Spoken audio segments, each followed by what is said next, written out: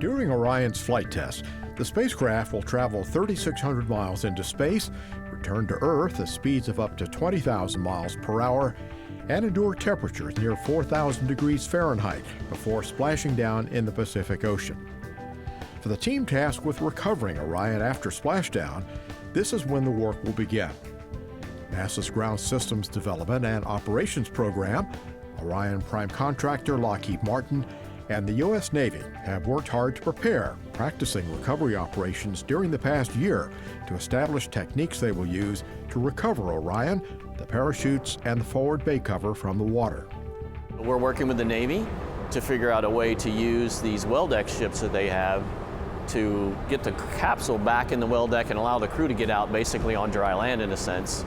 And so all this testing is about how to make that work.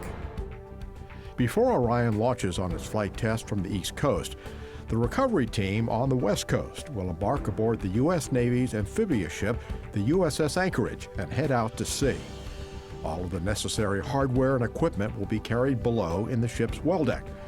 It also is where Orion will be secured after the team recovers it.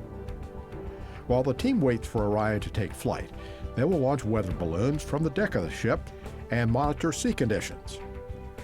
Meanwhile, about an hour before splashdown, the helicopters will take off from the ship's deck and fly out to help locate Orion as it makes its descent toward the ocean.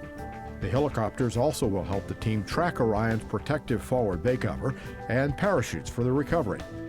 Teams in rigid hull inflatable boats will find and secure the hardware with floats until they're able to safely recover it.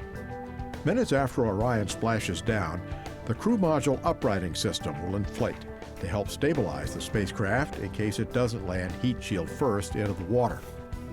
U.S. Navy divers in Zodiac boats will check for any hazards around Orion.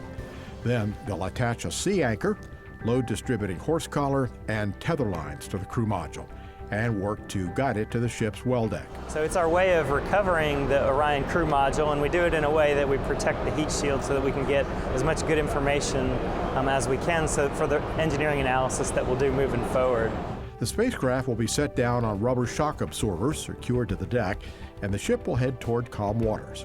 The crew module will then be put into its recovery cradle and readied for offloading. The ship will then begin the journey back to Naval Base San Diego. The team also is prepared to use an alternative method of recovery in case Orion can't be recovered using the ship's well deck. At sea, a sling will be placed around Orion, and the stationary crane on the USNS Salvor, a salvage ship, will be used to lift the crew module up and onto the deck where it will be secured. It will remain there for its trip back to port. In case of very turbulent sea conditions, the USNS Salvor could tow Orion along until calmer seas are reached and it can be recovered. When Orion splashes down in the Pacific Ocean, the U.S. Navy ship and recovery team will be ready to recover the spacecraft and safely bring it home.